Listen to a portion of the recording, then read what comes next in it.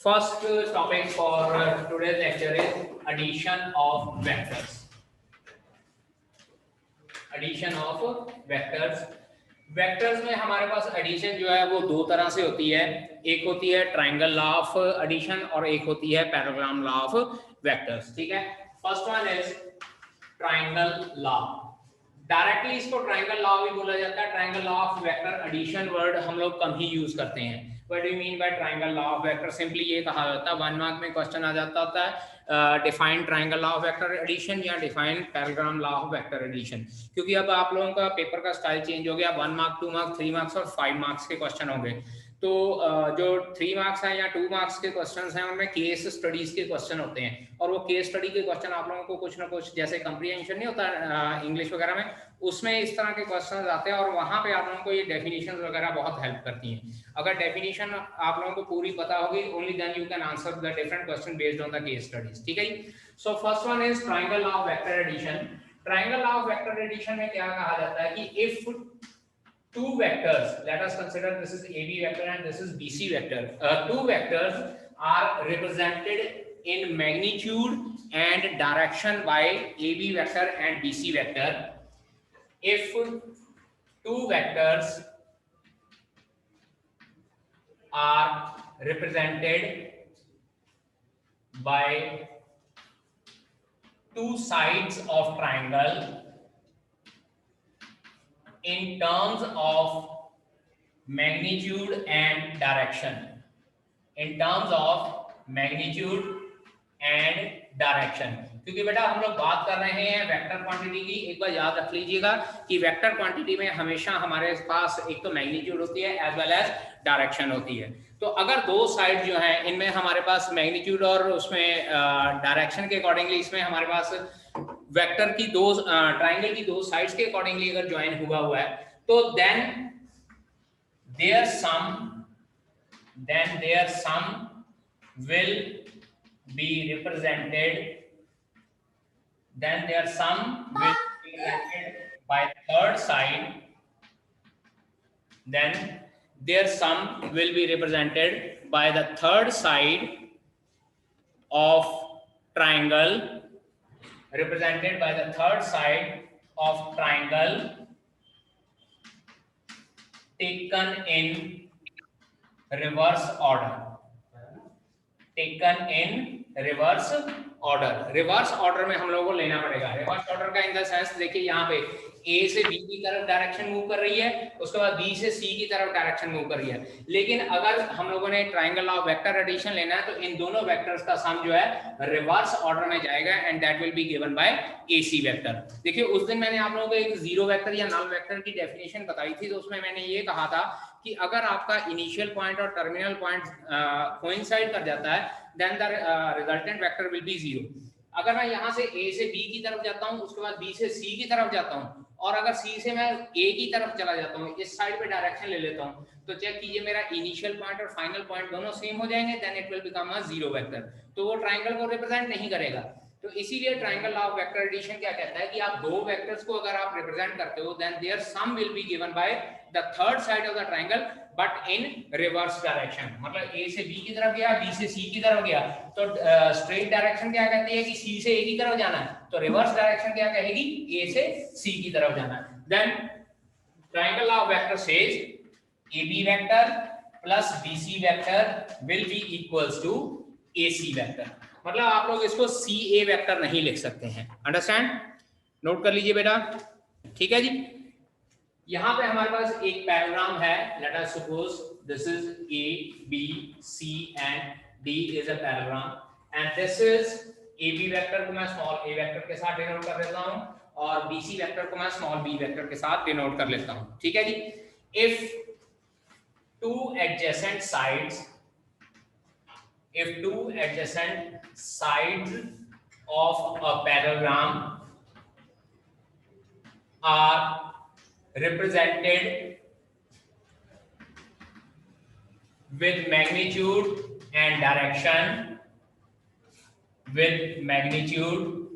and direction by small a vector and small b vector. Small a vector और small b vector just उसकी magnitude और direction को show करने के लिए कहा है। यहाँ आप लोग ए बी वेक्टर और बी सी वेक्टर पूरा का पूरा भी ले सकते हो, या ए बी वेक्टर को आप रिप्रेजेंटेशन के लिए स्मॉल ए वेक्टर और बी सी वेक्टर को रिप्रेजेंटेशन के लिए स्मॉल बी वेक्टर भी लिख सकते हो। ठीक है, बार बार ए बी वेक्टर और बी सी वेक्टर लिखना कई बार ज्यादा हेक्टिक सा हो जाता है, तो हम लोग क्या करते हैं, जस्ट ऐसे ही नेमिंग वगैरह लिख लेते हैं कि let us consider this is small a vector and this is small b vector. Magnitude और डायरेक्शन ए वेक्टर और बी वेक्टर से गिवन होती है, then their resultant vector. Resultant vector का बेटा मीनिंग हमेशा याद रखना है, वेक्टर की फॉर्म में जब भी वर्ड रिजल्टेंट यूज किया है इसका मतलब आप लोगों ने एडिशन कंसीडर करनी है, understand. Then their resultant vector will be given by, vector will be given by the diagonal of parallelogram, diagonal of parallelogram which is co-initial with the two vectors, with the two vectors।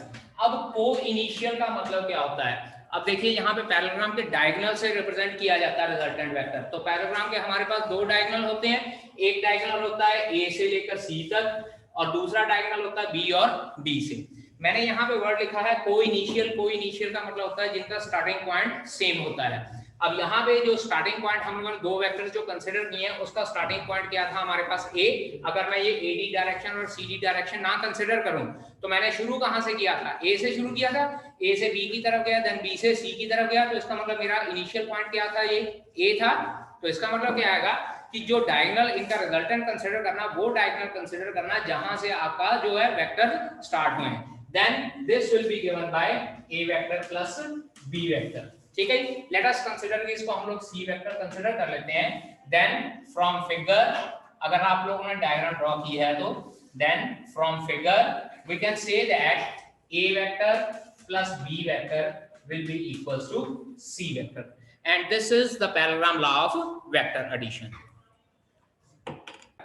Components of A vector जो है वो हमारे पास दो तरीके से होता है, एक होता है इन 2 डायमेंशंस और एक होता है हमारे पास इन 3 डायमेंशंस। इन 3 डायमेंशंस। पिछले लेक्चर में जब रिप्रेजेंटेशन ऑफ वेक्टर बताया था तो आपको कहा था एक 2 डायमेंशन में होता है, एक 3 डायमेंशन में। 2 डायमेंशन में मैंने एक्स एक्सिस और वाई एक्सिस ड्रॉ किया था और ओरिजिन के साथ पॉइंट को ज्वाइन करके आप लोगों को बताया था। सिमिलरली इन 3 डायमेंशन मैंने तीनों एक्सिस ड्रॉ किए थे, अगेन ओरिजिन के साथ ड्रॉ करके आपको बताया था। तो सिमिलर केस यहाँ पे होता है कि अगर हम लोग 2 डायमेंशन में किसी वेक्टर को कंपोनेंट फॉर्म में लिखना है तो हम लोग किस तरह से लिखते हैं। Let us consider this is 2 dimensional diagram and P is any point with coordinates x and y। O के साथ इसको ज्वाइन कर देते हैं, then this is OP vector. और इसमें अगर हम लोगों ने कंपोनेंट फॉर्म में लिखना होता है तो हम लोग क्या करते हैं, P से दोनों एक्सिस के ऊपर परपेंडिकुलर ड्रॉ करते हैं। और मैंने आप लोगों को यूनिट वेक्टर की डेफिनेशन के वक्त लिखवाया था कि जो i कैप होता है वो x एक्सिस के ऊपर यूनिट वेक्टर होता है और j कैप जो होता है वो y एक्सिस के ऊपर यूनिट वेक्टर होता है। Then OP vector will be represented here as xi cap plus yj cap। OP vector will be represented as xi cap and yj cap। Similarly अगर हम लोग 3 डायमेंशनल फिगर की बात करें तो उसमें हम लोगों को तीनों एक्सिस ड्रॉ करने पड़ेंगे। This is x axis, this is y axis, z axis and again point P। यहाँ पे कोऑर्डिनेट x y, z लेने पड़ेंगे हम लोगों को। दिस इज O और अगेन यहाँ पे हम लोग परपेंडिकुलर ड्रॉ करते हैं और यहाँ पे z एक्सिस के अकॉर्डिंगली भी परपेंडिकुलर कंसीडर किया जाता है। This is i cap, this is j cap and this is k cap. Then OP vector will be represented as xi cap plus yj cap plus zk cap. मतलब अगर 2 dimensional field में आप लोगों ने किसी वेक्टर को represent करना है तो आप लोगों ने i cap plus j cap लिखना है, लेकिन अगर 3 डायमेंशनल में रिप्रेजेंट करना है then i cap plus j cap plus k cap की फॉर्म में आप लोगों को लिखना पड़ेगा। 1 मार्क का सिंपल सा क्वेश्चन आ जाता है, represent the point 2, -3 in the form of vector. Represent the point 2, -3 in the form of vector, then what will be its component in 2 dimensional, 2i plus -3j है। ठीक है, लेकिन अगर ये 2, 3 और 4 3 डायमेंशनल में होएगा then what you will write down 2i cap plus 3j cap plus 4k cap. इसके बाद लिखिए in two dimensions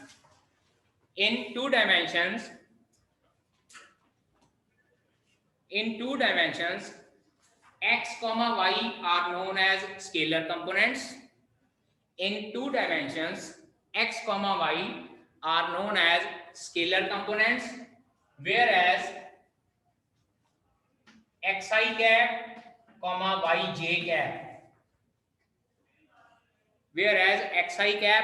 yj cap are known as vector components. अकेला x और अकेला y होगा then you will write down them as scalar components, या xi cap और yj cap होगा then you will write down vectors components. Similarly in three dimensional you can write down,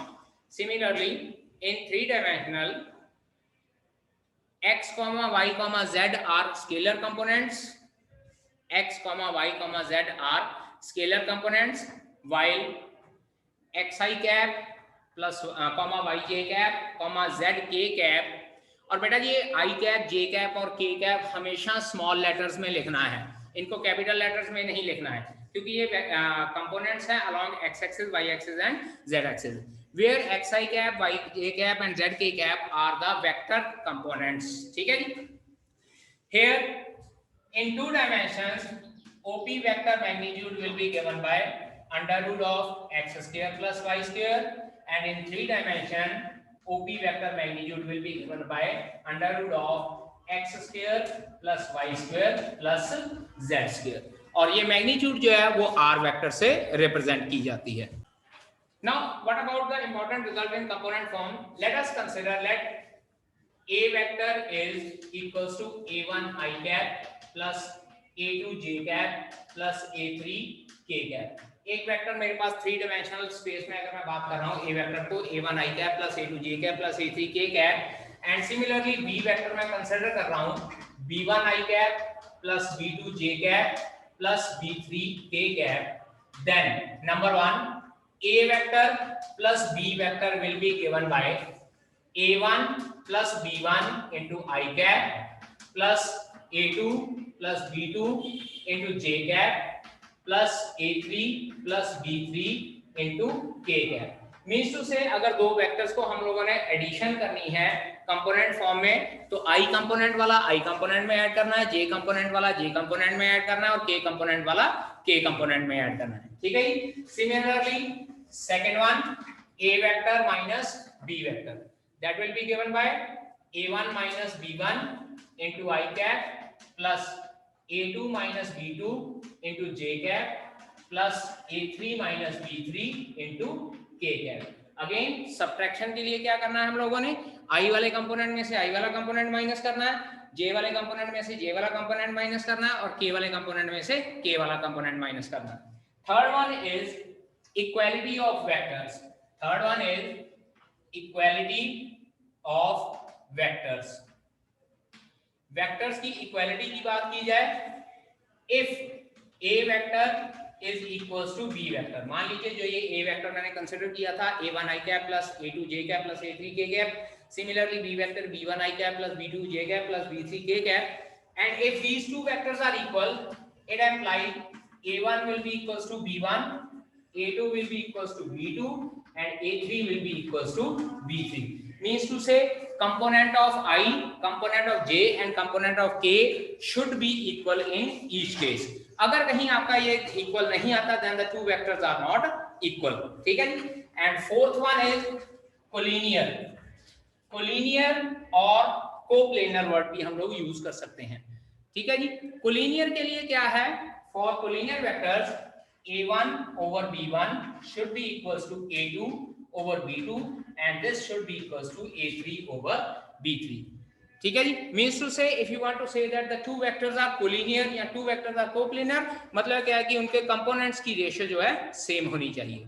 मतलब क्या है, अगर आपके पास नेक्स्ट है हमारे पास vector joining any two points, ये इसका मैं डेरिवेशन आप लोगों को बता देता हूँ कि किस तरह से डेराइव किया जाता है। अगर आप लोगों को 2 पॉइंट्स गिवन है और उन दोनों पॉइंट्स से अगर आप लोगों को कहा गया है कि वेक्टर बनाना है तो आप लोगों ने किस तरह से उसको वेक्टर को बनाना है। Let us consider we are having 3-dimensional space, again x axis, y axis and z axis हमारे पास, ठीक है। Let us consider we are having a point capital A जिसके कोऑर्डिनेट है x1, y1, z1 और एक point है मेरे पास B whose coordinates are x2, y2 and z2. I want to find out AB vector. AB vector मुझे find out करना है। AB vector बेटा वर्ड ध्यान दीजिए, मैंने बोला AB वेक्टर मींस पहले A उसके बाद B, यानी कि initial point is A vector and final point is B vector. तो इसको हम लोग इस तरह से ज्वाइन करते हैं और डायरेक्शन मैं इस तरह से शो करूंगा। जब भी वेक्टर्स को आप लोगों ने बनाना है तो साथ में डायरेक्शन जरूर शो करनी है आप लोगों ने। अब क्योंकि इसको अगर हम लोग 3 डायमेंशन में कंसीडर कर रहे हैं तो मैं इसको क्या करता हूं कि ओरिजिन के साथ ज्वाइन करता हूं। Let us consider this is O and this is B. This is OA vector and this is OC vector. O के साथ ज्वाइन करेंगे, ठीक है। Let capital A x1, y1, z1 and capital B x2, y2 and z2 be any 2 points in space. Space मतलब क्या है कि 3 dimensional diagram हम लोग कंसीडर करते हैं, ठीक है। इसके बाद if we want to find AB vector find out करना, तो सबसे पहले देखें क्या करना पड़ेगा।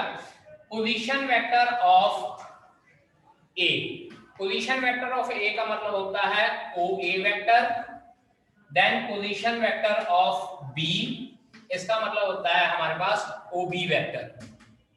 पोजीशन वेक्टर ऑफ A मतलब क्या है कि A को मैंने वेक्टर की फॉर्म में रिप्रेजेंट करना तो उसको मैं लिखूंगा position vector of A that will be given bye OA। Secondly position vector of B that will be represented by OB vector. पिछले लेक्चर में मैंने बताया था कि जब किसी पॉइंट को वेक्टर की फॉर्म में लिखना है तो ओरिजिन के साथ ज्वाइन करते हैं हम लोग। तो A का क्या हो जाएगा OA, B का क्या हो जाएगा OB। और अभी आज हम लोगों ने ट्राइंगल लॉ ऑफ वेक्टर पढ़ा है। Then according to triangle law of vector,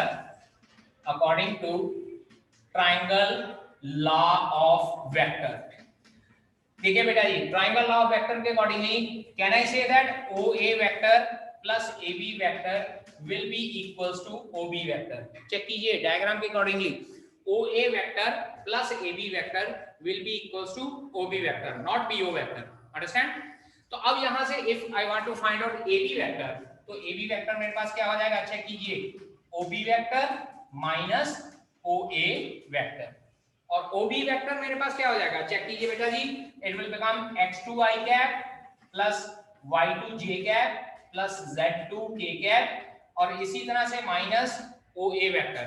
OA vector मैं लिख रहा हूं x1i cap plus y1j cap plus z1k cap. इसके बाद ब्रैकेट्स खोलते हैं और अभी जो मैंने उसकी वेक्टर्स की एडिशन सब्ट्रैक्शन बताई है, i कंपोनेंट में से i कंपोनेंट वाला माइनस होगा, j कंपोनेंट में से j कंपोनेंट वाला माइनस होगा और k कंपोनेंट में से k कंपोनेंट वाला माइनस होगा। तो रिजल्टेंट AB वेक्टर क्या बन जाएगा मेरे पास बेटा जी, ध्यान दीजिएगा, x2 minus x1 into i cap plus y2 minus y1 into j cap plus z2 minus z1 into k cap. Check कीजिए यहाँ पे x2 माइनस x1, i वाले में से i वाला माइनस होगा, j वाले में से j वाला माइनस, k वाले में से k वाला माइनस कर दिया। और in other word I can say that AB vector will be equals to position vector of B minus position vector of A। Check कीजिए, पहले मेरे पास B के हैं सारे के सारे कंपोनेंट, उसके बाद मेरे पास A के कंपोनेंट हैं। तो अगर किसी वेक्टर को 2 पॉइंट्स को ज्वाइन करने वाले वेक्टर को रिप्रेजेंट करना है तो आप लोगों ने क्या करना है कि दूसरे नंबर पे जो वर्ड लिखा हुआ है आपने उसके पोजीशन वेक्टर में से पहले वाले का पोजीशन वेक्टर माइनस कर देना। मींस टू से अगर AB वेक्टर फाइंड आउट करना है तो position vector of B minus position vector of A, लेकिन अगर BA फाइंड आउट करना है तो क्या करना है, position vector of A minus position vector of B। मतलब जो दूसरे नंबर पे लिखा उसको पहले लिख के पहले वाले के कंपोनेंट हम लोगों ने माइनस कर देने। ठीक है बेटा जी। Next topic is direction cosine. पहले बात करते हैं डायरेक्शन कोसाइंस की, उसके बाद करेंगे बात डायरेक्शन रेशियोज की। ठीक है जी। Direction cosines, very important topic. Diagram बेटा आप लोगों को बनानी पड़ेगी साथ में इसके। This is x axis, let us consider this is y and this is z axis, और मेरे पास यहाँ पे कहीं पॉइंट P है जिसके कोऑर्डिनेट x, y और z है, ठीक है जी। दिस इज ओरिजिन, इसको इसके साथ ज्वाइन कर लेते हैं हम लोग, ठीक है। नाउ इसके साथ ज्वाइन करना है तो what we need to do, different axis के साथ इसकी हम लोगों ने पैरेललोपिपेड कंप्लीट करना है। पैरेललोपिपेड का मतलब होता है क्यूबॉइड। क्यूबॉइड हम लोगों ने डिफरेंट एक्सिस के साथ इसका कंप्लीट करना है। देखिए जरा किस तरह से,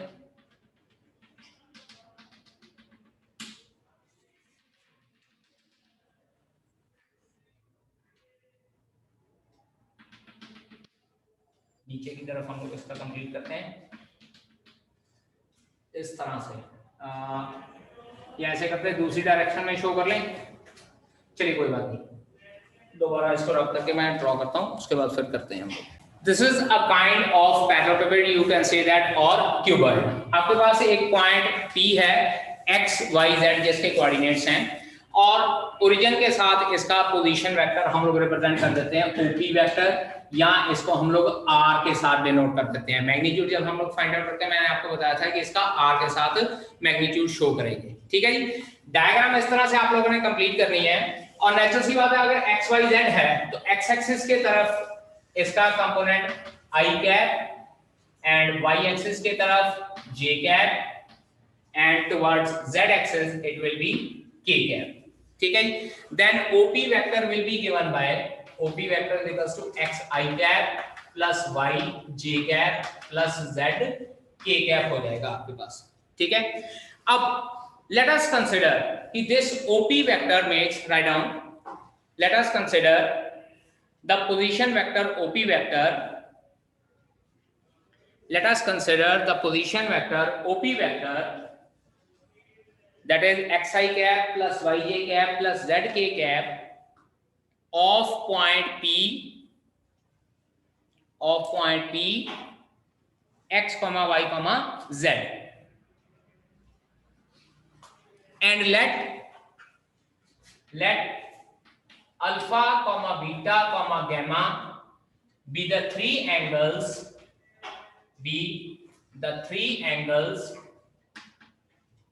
which R vector makes with positive direction of axis, positive direction of axis AXES मतलब क्या है कि तीनों एक्सिस के साथ रिस्पेक्टिवली अल्फा, बीटा और गामा एंगल बना रहा है। Late us consider this angle is alpha, this angle is beta, और बेटा जी ये ध्यान दीजिए कि ये एंगल, ये तीसरा एंगल इज गामा। इसको आप लोग इस तरह से कंसीडर कीजिए कि जो ये OP वेक्टर है, this is the diagonal of cuboid. Cuboid का डायगोनल किस तरह से होता है, और रेक्टेंगल का डायगोनल किस तरह से होता है। रेक्टेंगल का डायगोनल होता है एक कॉर्नर से दूसरे कॉर्नर को ज्वाइन कर रहा है। सिमिलरली अगर हम लोग क्यूबॉइड की बात करें तो उसका डायगोनल किस तरह से होगा, उसका डायगोनल, लेट अस सपोज अगर हम लोग ये रूम को कंसीडर कर लेते हैं इस कॉर्नर से लेके उस कॉर्नर तक, ठीक है जी। अब अगर इस कॉर्नर की बात करें तो ये कॉर्नर पे मेरे पास तीन एक्सिस ज्वाइन हो रहे हैं, एक बिल्कुल स्ट्रेट ज्वाइन हो रहा है, एक इस साइड पे जा रहा है और एक उस साइड पे जा रहा है। तो जो ये डायगोनल तीनों एक्सिस के साथ एंगल बना रहा है, that is alpha, beta and gamma respectively. Alpha is the angle made by the diagonal with the x axis, beta is the angle made by the diagonal with the y axis, and gamma is the angle made by the diagonal with the z axis, ठीक है। अब बात करते हैं कि ये alpha, beta और gamma angle बना रहा है। इसके बाद लिखिए then the cosine value of these angles, then the cosine value of these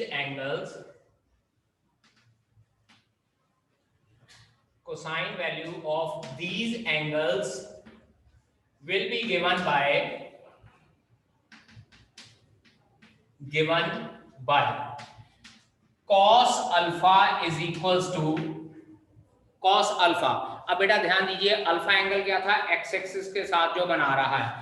अगर मैं ये डायग्राम देखता हूं, पॉइंट XYZ है मेरे पास, तो जो ये पॉइंट है यहां तक इस ट्राइंगल में, this will be considered as x, x axis के ऊपर ये x होता है, तो x ओवर r हो जाएगा। चेक कीजिए जरा cos की वैल्यू क्या होती है हमारे पास, बेस ओवर हाइपोटेन्यूज होता है कोसाइन, तो ये मेरे पास बेस हो गया x एंगल अल्फा के लिए, और r मेरे पास क्या था, हाइपोटेन्यूज, तो cos alpha will be given bye x over r, similarly cos beta will be given bye y over r, and similarly cos gamma will be given by z over r. Then the cosine of these angles will be termed as the direction cosines of the vector. अब यहां से एक important result derive होता है, check कीजिए बेटा, यहां पे देखिए हम लोग इन तीनों को स्क्वेयरिंग बोथ साइड कर देते हैं, ठीक है जी। इट एम्प्लाइज क्या हो जाएगा, चेक कीजिए जरा, cos square alpha will be equals to x square over r square, then इसको इक्वेशन नंबर 1 लिख लेते हैं, cos square beta will be equals to y square over r square, equation number 2, and third one लिखते हैं cos square gamma is equals to z square over r square, and this is equation number 3, ठीक है जी। अब हम लोग क्या कहते हैं, squaring and adding 1 2 and 3, squaring and adding 1 2 and 3, तीनों इक्वेशंस को हम लोग स्क्वायर और ऐड कर देते हैं। तो चेक कीजिए मेरे पास क्या बना है, cos square alpha plus cos square beta plus cos square gamma will become equals to x square over r square plus y square over r square plus z square over r square, ठीक है जी। LCM वगैरह लेकर solve करते हैं, right hand side में मेरे पास आ जाता है r स्क्वायर और न्यूमरेटर में x square plus y square plus z square, और चेक कीजिए r स्क्वायर की वैल्यू क्या बनती होती है हमारे पास, x square plus y square plus z square ही थी r स्क्वायर की वैल्यू जब मैंने मैग्नीट्यूड लिखवाया था, तो that is x square plus y square plus z square over x square plus y square plus z square, ये दोनों कैंसिल आउट हो गए। It implies cos square alpha plus cos square beta plus cos square gamma will be equals to 1। तो मतलब क्या हो गया, direction cosine का एक बहुत इंपॉर्टेंट रिजल्ट होता है कि sum of squares of direction cosine will always be equals to 1, ठीक है जी। Generally we represent the direction cosines by the letters small l, small m and small n, ठीक है जी। Generally cos alpha will be termed as small m l, cos beta will be termed as small m and cos gamma will be termed as small n। तो can I say that कि l square plus m square plus n square is equals to 1 हो जाएगा। It implies l square plus m square plus n square is always equals to 1, understand। तो ये बहुत important result होता है direction cosines के लिए। नेक्स्ट हमारे पास आ जाता है डायरेक्शन रेशियोज। डायरेक्शन रेशियोज, जो डायरेक्शन कोसाइन है उसको हम लोग शॉर्ट फॉर्म में डीसीज लिख सकते हैं, इसको हम लोग डीआर लिख लेते हैं, ठीक है जी। Given that cos alpha, cos beta and cos gamma are DCs of a vector। DCs of a vector मतलब क्या है, direction cosines of A vector. तो cos alpha की वैल्यू क्या हो जाएगी, that is L is equals to x over r, m is equals to y over r and n is equals to z over r। ये L is equals to x over r कैसे आया, हमने अभी जो पढ़ा था cos alpha की value क्या लिखी थी, x over r, cos beta की वैल्यू y over r और cos gamma की वैल्यू z over r लिखी थी। cos alpha को हमने L कंसीडर कर लिया था, cos बीटा को m, cos gamma को n कंसीडर कर लिया था। तो अब यहां से चेक कीजिए, x की वैल्यू आती है LR, y की वैल्यू आती है MR और z की वैल्यू आती है NR। तो इसका मतलब क्या है कि अगर डायरेक्शन कोसाइंस को किसी पर्टिकुलर नंबर के साथ, वैसे वो पर्टिकुलर नंबर क्या होता है, that particular number is the magnitude of the vector. अगर डायरेक्शन कोसाइंस को वेक्टर्स की मैग्नीट्यूड के साथ मल्टीप्लाई कर दिया जाए तो हमारे पास क्या आ जाता है, डायरेक्शन रेशियो आ जाती है, ठीक है जी। इसके बाद लिखिए if we multiply direction cosines with some constant bracket में लिख लीजिएगा magnitude of vector,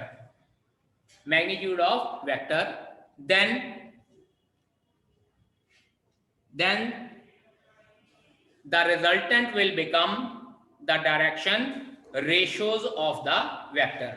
then the resultant will become the direction ratios of the vector. ठीक है जी।